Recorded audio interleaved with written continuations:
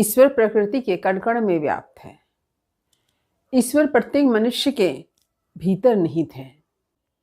जो इस सत्य को जान जाते हैं वे कभी भी ईश्वर को मंदिर और मस्जिद में ढूंढते नहीं, बल्कि वे इस सत्य से परिचित होकर कि ईश्वर उनके भीतर ही समाये हुए हैं, उनके अंतरात्मा में हैं, वह अपने में ही मग्न रहता है।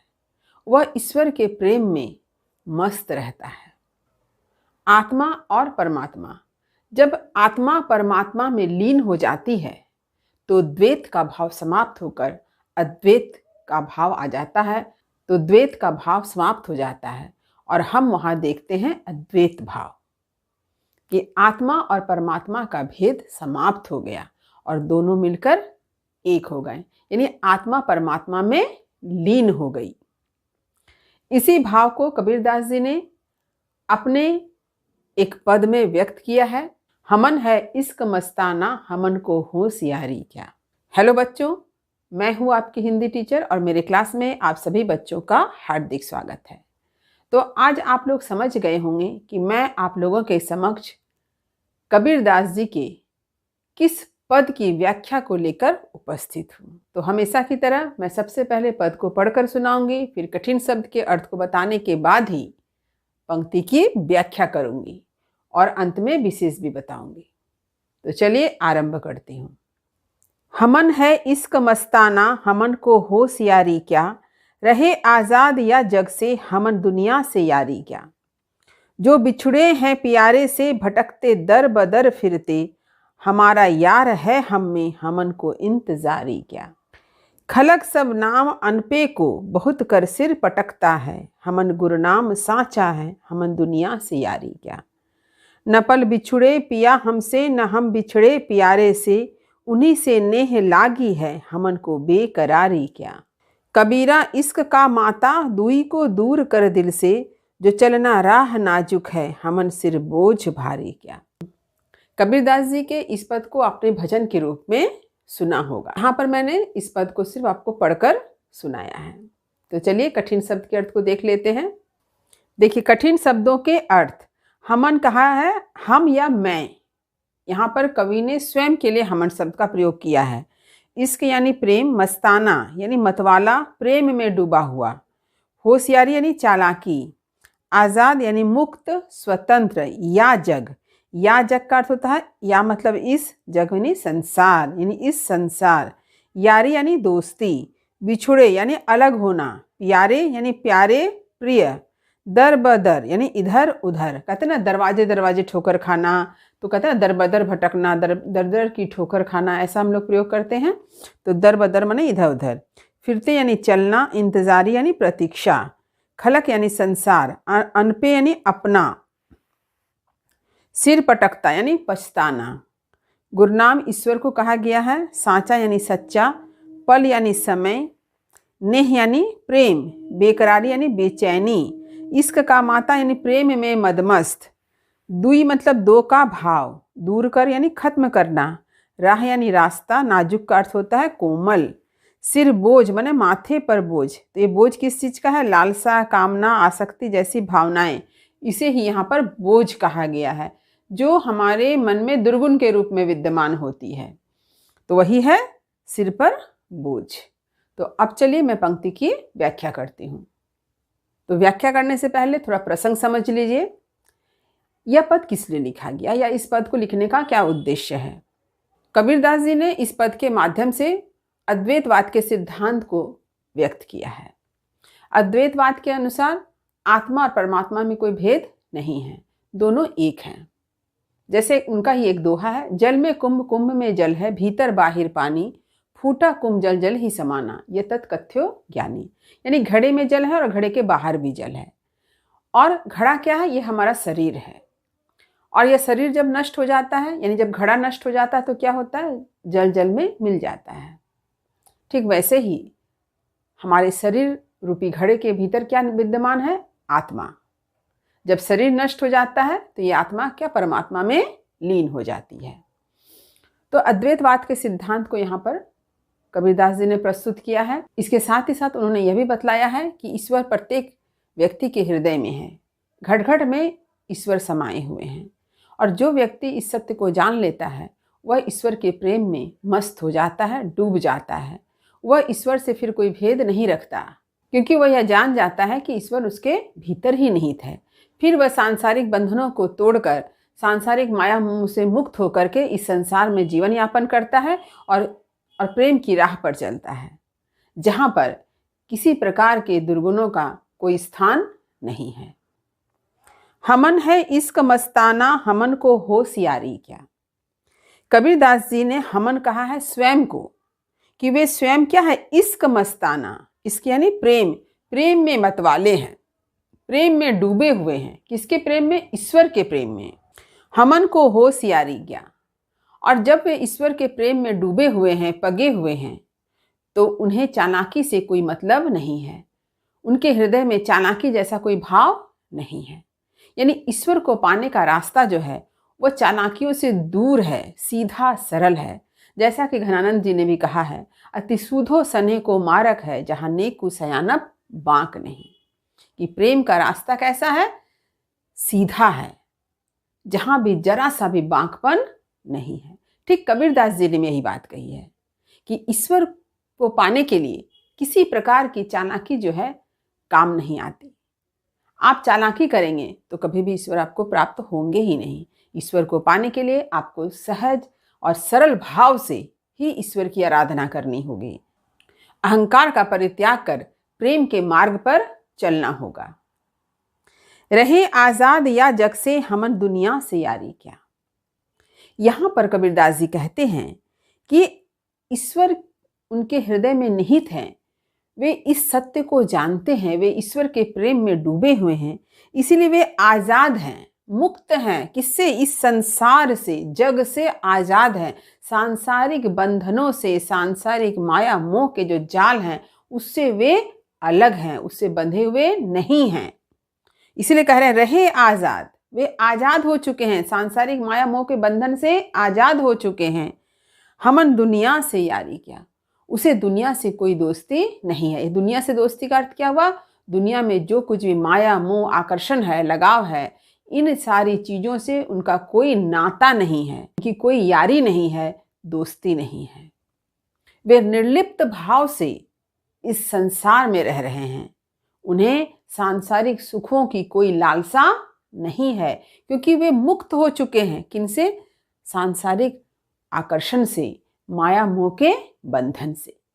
जो बिछुड़े हैं प्यारे से, भटकते दर बदर फिरते।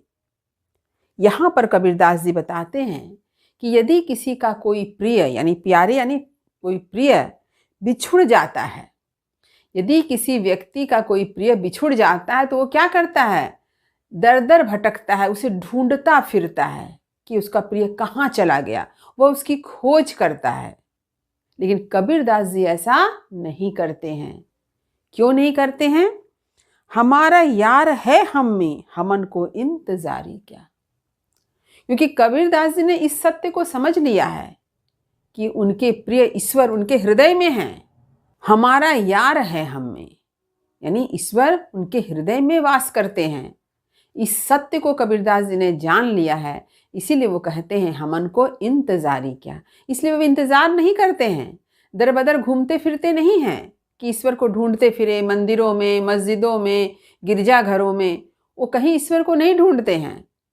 ईश्वर को कौन ढूंढता है? जो इस सत्य को जान ही नहीं पाते हैं कि ईश्वर तो उसके हृदय में ही वास करते हैं। इसलिए वो ईश्वर को मंदिरों में, मस्जिदों में, गिरजाघरों में ढूंढते फिरते हैं। लेकिन कबीरदास जी ऐसा नहीं करते हैं, क्योंकि कबीरदास जी तो इस सत्य को जान गए हैं कि उनके हृदय में ही तो परमात्मा का वास है। और इस कारण वो इंतजार भी नहीं करते हैं, क्योंकि इंतजार किसका किया जाता है? जो आपसे बिछुड़ गए हैं, जो आपसे दूर चले गए, उसका इंतजार किया जाता है। लेकिन यहाँ तो उनके ईश्वर, उनके प्रिय तो उनके हृदय में ही रहते हैं। तो कबीरदास जी को इसका इंतजार करना बेकार है, क्योंकि कबीरदास जी इंतजार करेंगे ही नहीं, क्योंकि ईश्वर तो उनके हृदय में ही रहते हैं। खलक सब नाम अनपे को, बहुत कर सिर पटकता है, हमन गुरनाम साचा है, हमन दुनिया से यारी क्या। पुनः कबीरदास जी कहते हैं कि संसार के लोग क्या हैं?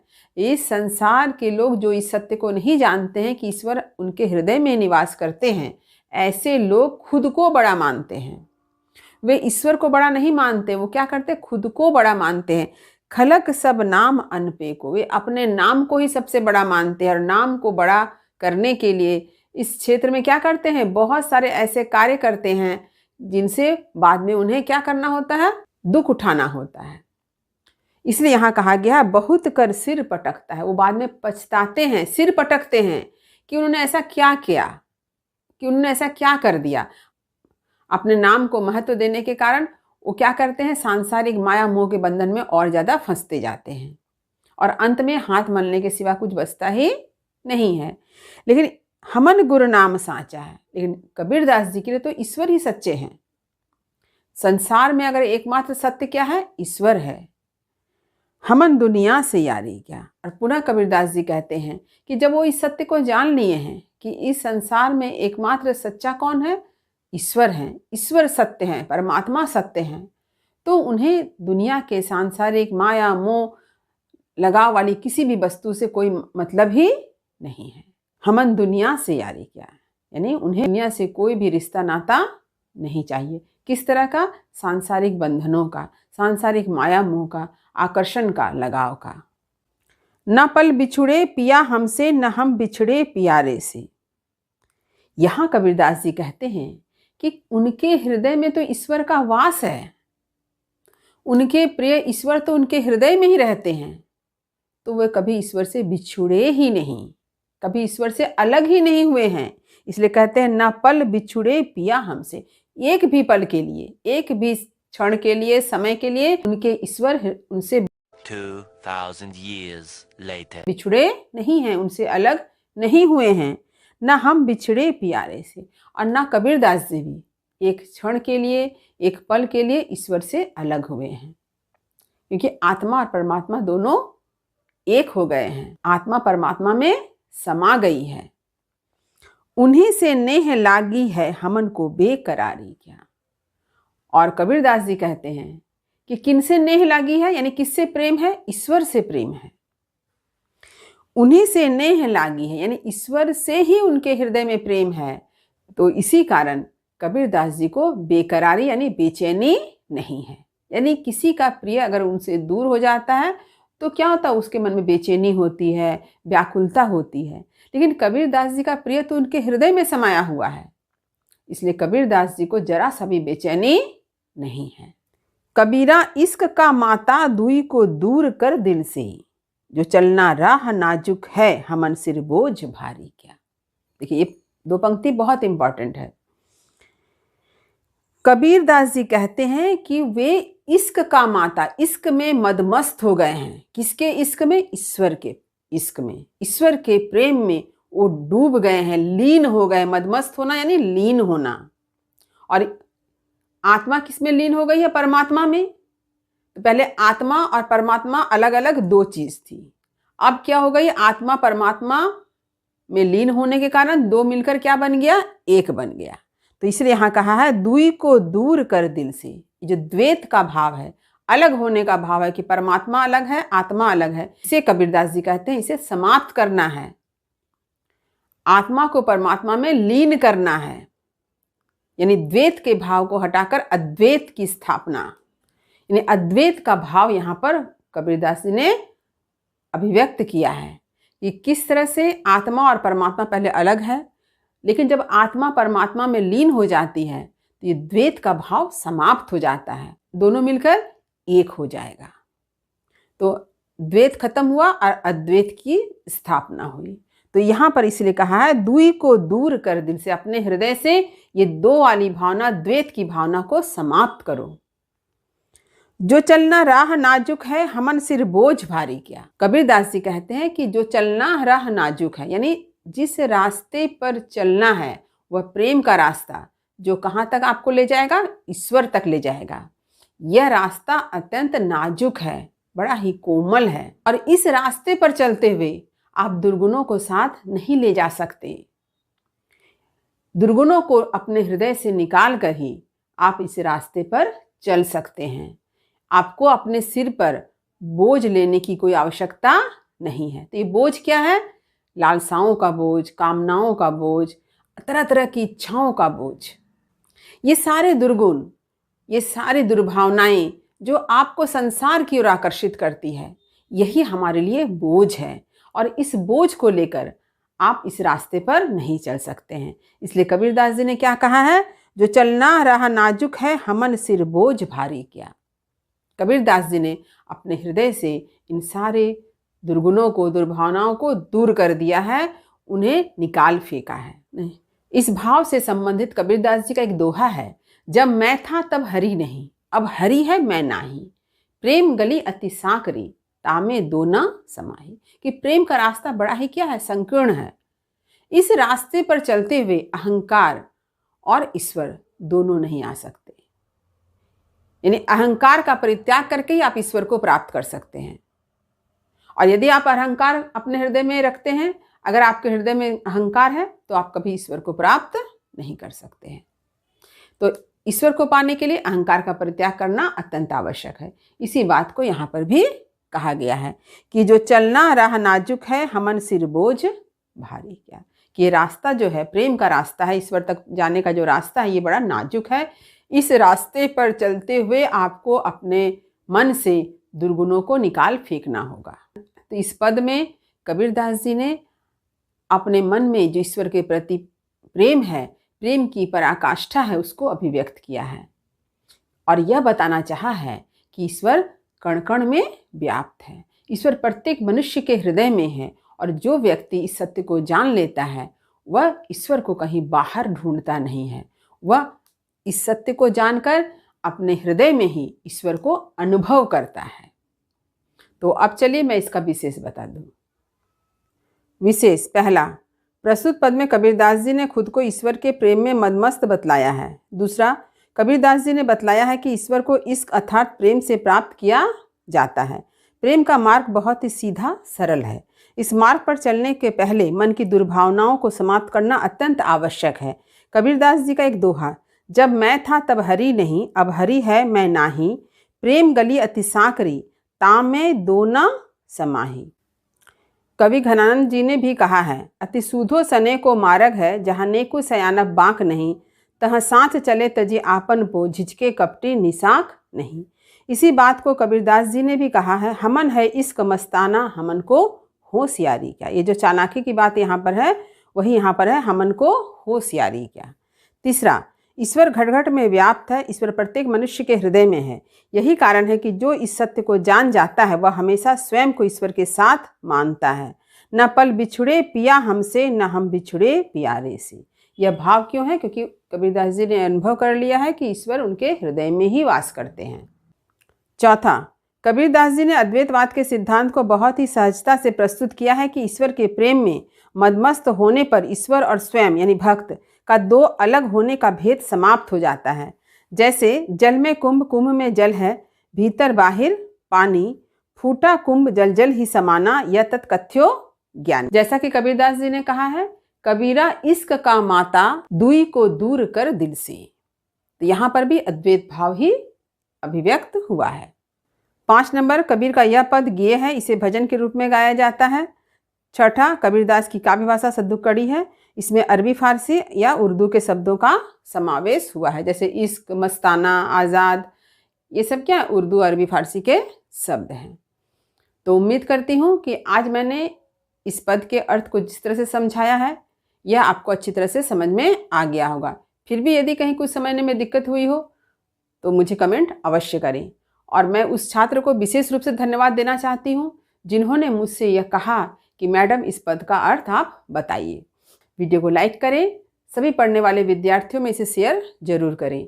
जो बच्चे मेरे चैनल पर नए हैं वे चैनल को सब्सक्राइब करना ना भूलें, ताकि हर नए वीडियो का नोटिफिकेशन उन्हें समय समय पर मिल सके।